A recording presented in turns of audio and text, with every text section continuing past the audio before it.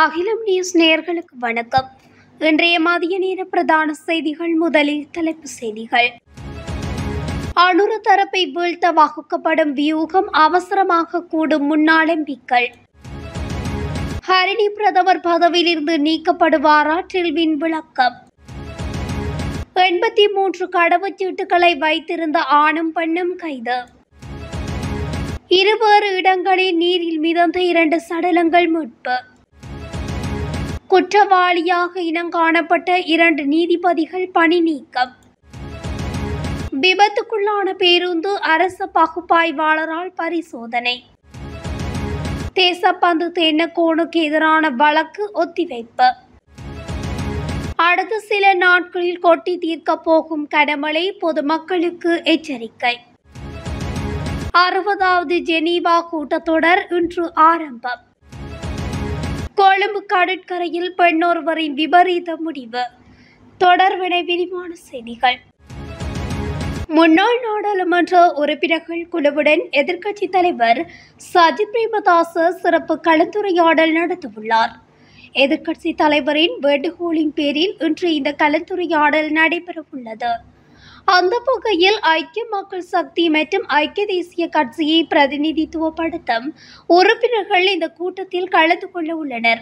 கூட்டு எதிர்க்கட்சிகளின் நடவடிக்கைகள் எதிர்க்கட்சித் தலைவர் சஜித் பிரேமதாச தலைமையில் எதிர்க்கட்சித் தலைவர் காரியாலயத்தில் இடம்பெற்று வருகின்றன.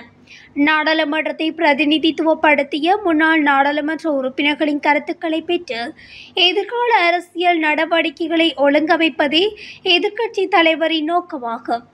ரணில் நாடாளுமன்றத்துக்கு செல்வதாக இருந்தால் சரியான நேரம் காலம் பார்த்து அறிவிப்பார் என ஐக்கிய தேசிய கட்சியின் பிரதி தலைவர் ருவன் விஜயவர்தன தெரிவித்துள்ளார். இவ்வாறான சூழ்நிலையில் எதிர்க்கட்சிகள் ஒன்றிணைந்து எதிர்வரும் காலங்களில் கூட்டு எதிர்க்கட்சி ஒன்றை அமைக்கும் என்றும் ருவன் விஜயவர்தன தெரிவித்துள்ளார். ஐக்கிய தேசிய கட்சியும் அதில் கலந்து கொண்டு கூட்டாக செயல்படுவதற்கு தேவையான ஒத்துழைப்பை வழங்கி வருவதாகவும் ருவன் விஜயவர்தன குறிப்பிட்டுள்ளார். எதிர்க்கட்சிகள் ஒன்றிணைந்து எதிர்வரும் காலங்களில் கூட்டு எதிர்க்கட்சி ஒன்றை அமைக்கும் என்றும் அவர் தெரிவித்துள்ளார். இந்த விடயம் தொடர்பில் ஓரிரு தினங்களில் இறுதி முடிவு எட்டப்படும் எனவும் ஐக்கிய தேசிய கட்சியின் பிரதி தலைவர் ருவன் விஜயவர்தன தெரிவித்துள்ளார். பிரதமர் ஹரிணி அமரசூரிய பிரதமர் பதவியிலிருந்து நீக்கப்பட மாட்டார் என ஜேவிபியின் பொதுச் செயலாளர் டில்வின் சில்வா தெரிவித்துள்ளார். பிரதமர் பதவியிலிருந்து ஹரிணி நீக்கப்பட உள்ளதாக வெளியாகும் தகவல்களில் உண்மையில்லை என அவர் குறிப்பிட்டுள்ளார்.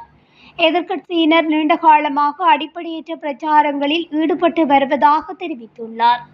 எதிர்க்கட்சிகளினால் அடிப்படையற்ற வகையில் முன்னெடுக்கப்பட்டு வரும் பிரச்சாரங்களில் எவ்வித உண்மையும் கிடையாது என அவர் குறிப்பிட்டுள்ளார். முன்னதாக ஹரிணியின் அமைச்சு பதவிகள் பறிக்கப்படும் எனவும் பிரதமர் பதவியிலிருந்து நீக்கப்படுவார் எனவும் செய்யப்படும் பிரச்சாரங்களில் உண்மையில்லை என அவர் உறுதியாக தெரிவித்துள்ளார். மேலும் எதிர்க்கட்சிகள் காணும் கனவுகளை அவர்கள் நிஜமாக்க இவ்வாறான போலி தகவல்களை சமூகத்தில் பரப்பி வருவதாகவும் ஜேவிபியின் பொதுச் செயலாளர் டில்வின் சில்வா குறிப்பிட்டுள்ளார். கனிமுள்ள போலீஸ் பிரிவின் கொரகொள்ள பகுதியில் பல்வேறு நபர்களுக்கு சொந்தமான 83 கடவுச்சீட்டுகளை வைத்திருந்த ஆணொருவரையும் பெண்ணொருவரையும் போலீசார் கைது செய்தனர்.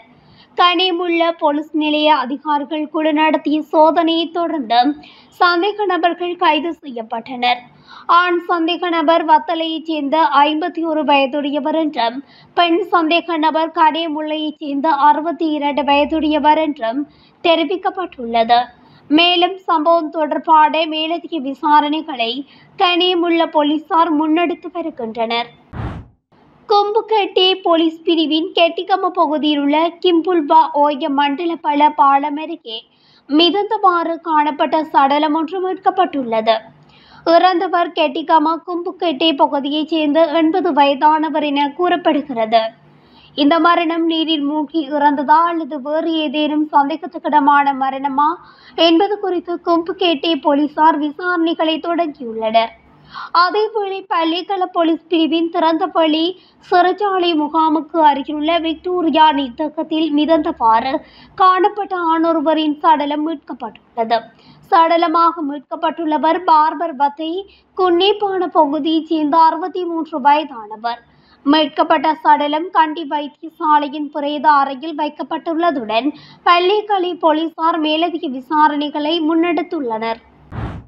இலங்கை நீதிச்சேவை ஆணைக்குழுவின் ஒழுங்கு விசாரணையில் மாத்தறை கூடுதல் மாவட்ட நீதவான் குற்றவாளியாக காணப்பட்டதை அடுத்து பணி நீக்கம் செய்யப்பட்டார். இதற்கிடையில் மத்துகம நீதவான் தனது பதவியை ராஜினாமா செய்ய முடிவு செய்துள்ளார். அவர் தன் மீது சுமத்தப்பட்ட குற்றச்சாட்டுகளுக்கு நீதிச்சேவை ஆணைக்குழு முன்பு குற்றவாளியாக ஒப்புக்கொண்டதை அடுத்து அவர் இந்த முடிவை எடுத்துள்ளார். அதேவேளை புதிய நியமனம் செய்யப்படும் வரை மத்துகம நீதிமன்றத்தின் கூடுதல் நீதவான் பதில் நீதவானாக நியமிக்கப்பட்டுள்ளதாகவும் கூறப்படுகின்றது. எல்ல வெள்ளவாய பகுதியில் விபத்துக்குள்ளான பேருந்து தொடர்பில் தொடர்ச்சியான விசாரணைகள் மேற்கொள்ளப்பட்டு வருகின்றன. அதன் ஒரு பகுதியாக இன்று அரசு பகுப்பாய்வாளரால் பேருந்து பரிசோதிக்கப்பட உள்ளது. விபத்தில் சிக்கிய ஜீப் மற்றும் சேதமடைந்த பேருந்து பாகங்கள் நேற்று எல்ல போலீசாரிடம் ஒப்படைக்கப்பட்டது. மோட்டார் போக்குவரத்து திணைக்கள அதிகாரிகளும் இன்று பேருந்து பாகங்களை ஆய்வு செய்வார்கள் என எதிர்பார்க்கப்படுகிறது. குறித்த விபத்தில் 15 பேர் உயிரிழந்ததோடு 19 பேர் காயமடைந்தனர். காயமடைந்தவர்கள் பதுளை, பண்டாரவளை, தீர்த்தலாவ வைத்தியசாலைகளில் சிகிச்சை பெற்று வந்த நிலையில் பதுளை போதனா வைத்தியசாலையில் சிகிச்சை பெற்று வந்தவர்களில் 4 பேர் வீடு திரும்பியுள்ளதாகவும் வைத்தியர் பாலித ராஜபக்ச தெரிவித்துள்ளார். மேலும் 11 பேர் மருத்துவ கண்காணிப்பில் இருப்பதோடு 4 பேர் தீவிர சிகிச்சை பிரிவில் உள்ளனர். தேசப்பந்து தென்னுகோனை போலீஸ் மா அதிபராக நியமிப்பதற்கு எதிரான மனு மீதான விசாரணை ஒத்திவைத்து உயர் நீதிமன்றம் இன்று உத்தரவிட்டுள்ளது. தேசப்பந்து தென்னுகோனை போலீஸ் மா அதிபராக நியமிப்பதற்கான தீர்மானம் அரசியலமைப்பிற்கு முரணானது என தீர்ப்பளிக்க கோரி மனு தாக்கல் செய்யப்பட்டது. இந்த மனு 3 அடங்கிய நீதியரசர்கள் குழாம் முன்னிலையில் இன்று விசாரணைக்கு எடுத்துக் கொள்ளப்பட்ட போதே இந்த உத்தரவு பிறப்பிக்கப்பட்டுள்ளது. அதன்படி இந்த மனு மீதான விசாரணை 2026ஆம் ஆண்டு பிப்ரவரி மாதம் 12ஆம் தேதி வரை ஒத்திவைத்து உயர் நீதிமன்றம் உத்தரவிட்டுள்ளது. அடுத்த சில நாட்களில் வடக்கு, வடமத்திய, கிழக்கு மற்றும் ஊவா மாகாணங்களில் மாலை வேளையில் இடியுடன் கூடிய மழை பெய்வதற்கான சாத்தியம் காணப்படுவதாக வளிமண்டலவியல் திணைக்களம் அறிவித்துள்ளது. வளிமண்டலவியல் திணைக்களத்தினால் வெளியிடப்பட்டுள்ள வானிலை அறிக்கையிலேயே மேற்கண்டவாறு எச்சரிக்கை விடுக்கப்பட்டுள்ளது.